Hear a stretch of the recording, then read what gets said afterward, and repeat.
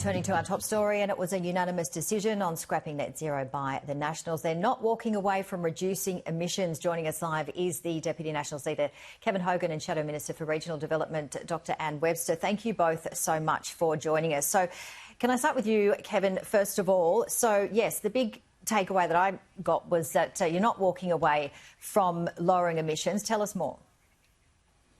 Yeah, look, we want to lower emissions. We think that's a really important part of what governments do. So the room was unanimous on that. So we are looking to lower emissions.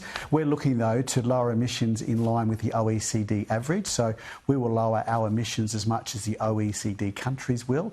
At the moment, Labor's policy will have us about 3 times faster than what the OECD countries will do. And what does that mean, Janie? That means a lot more cost will be borne by Australian businesses and Australian families and Australian budget. So we think our way in doing this will be a lot cheaper, a lot better and a lot fairer. So there's other things about how we're going to do this, about how we're going to lower prices and how we're going to lower emissions. But again, we think Labor's renewables only is very reckless policy. We saw Tomago just in the last week say that they can't afford their energy bill and look like shutting in a couple of years. We've had bailouts to a lot of industry across this country in the last 2 or 3 months. We've got families who can't afford their energy bills, and what that screams out, Janie, is this: we have an issue in this country, and today's announcement is about addressing that. And Dr Anne Webster, we've spoken about this numerous times. It's ripping communities apart. These renewables going into prime agricultural land, which is ripping up 7.2 million hectares of the agricultural land. David Littleproud saying that there's another 5.1 hectares to be lost potentially as well. Talk us through that. Look, Janie, as you're right, we've talked about this many times, and my regional community will be very happy that we have come to this position. We're not in government, so we can't make those changes that we would like to make now that addresses an all renewables ideological approach, which Labor has.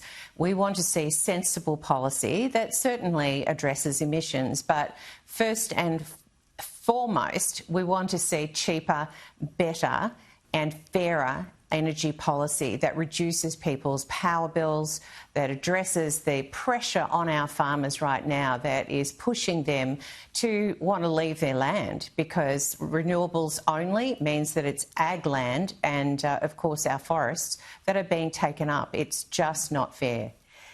Kevin, also, whatever the Liberal Party decides, your team will respect. How important is it for people in the city to understand what's going on in the regions? Yeah, well, there's a lot more pressure, obviously, on the regions with what Labor's policy is doing. I mean, their renewable rollout is dividing communities, all the wind turbines, all the solar factories, obviously causing havoc through regional Australia as well. The shutdown of heavy industry, all the bailouts that are happening, obviously, in regional Australia as well. So we've been hit very hard by Labor's policy, which is why we wanted an alternative for the Australian public to consider.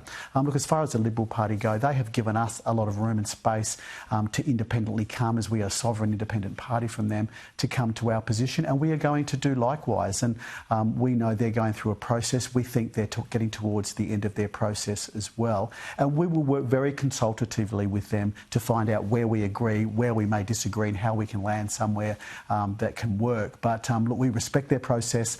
We know they respect our process. But look, as regional Australians, as people who represent regional Australia, what we are doing today, what we are announcing today, we think is exceptionally important for people in our communities who are at risk of losing their jobs and can't afford their power bills. Got to wrap it up, but in 10 seconds, and are you concerned that it could potentially lose votes for the coalition? Look, I certainly hope not. Obviously, this is politics. This is about marketing. It's how we talk about these issues.